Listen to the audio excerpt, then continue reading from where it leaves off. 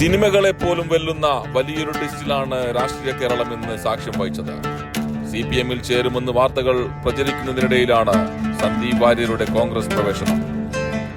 ഇതുവരെ സന്ദീപ് വാര്യർ CPM-ലേക്കോ CPI-ലേക്കോ എന്ന് ശങ്കിച്ചു നിന്നവരെ ആകെ ഞെട്ടിച്ചുകൊണ്ടാണ് Sandeep Warrier KPCC president K. സുധാകരന്റെയും പ്രതിപക്ഷ നേതാവ് VD സതീശന്റെയും സാന്നിധ്യത്തിൽ UDF-ന്റെ ഷാൾ കഴുത്തിലടഞ്ഞത്.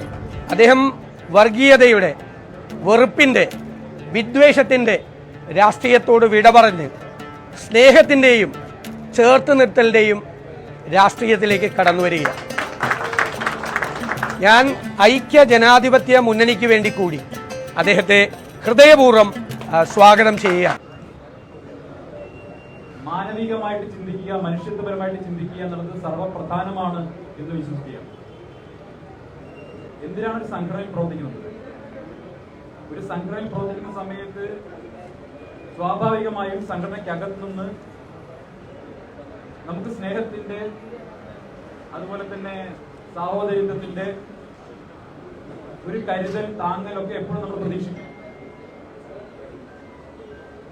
എല്ലായ്പ്പോഴും എല്ലാ ദിവസവും രാവിലെ എണീറ്റ് കഴിഞ്ഞാൽ വൈകുന്നേരം വരെ വെറുപ്പ് മാത്രം ഉൽപ്പാദിപ്പിക്കുന്ന ഫാക്ടറിയായിട്ട് നിലകൊള്ളുന്ന ഒരു സ്ഥലത്ത് നിന്ന് ഏറെക്കാലം സ്നേഹവും കരുതലുമൊക്കെ ഞാൻ പ്രതീക്ഷിച്ചു എന്നുള്ളതാണ് ഞാൻ ചെയ്യുന്നത്. ഒരു സംഘടനയിൽപ്പെട്ട സഹപ്രവർത്തകൻ എന്ന നിലയ്ക്ക് ഞാൻ പ്രതീക്ഷിച്ച, പല ഘട്ടങ്ങളിൽ ഞാൻ പ്രതീക്ഷിച്ച പിന്തുണ, സ്നേഹം, കരുതൽ ഇതൊക്കെ ലഭിക്കാതെ ഒരു ഓട്ടോക്രാറ്റിക് ആയിട്ടുള്ള ഒരു സിസ്റ്റത്തിനകത്ത് പെട്ടുപോയ അവസ്ഥയിലായിരുന്നു ഞാൻ ഉണ്ടായിരുന്നത്.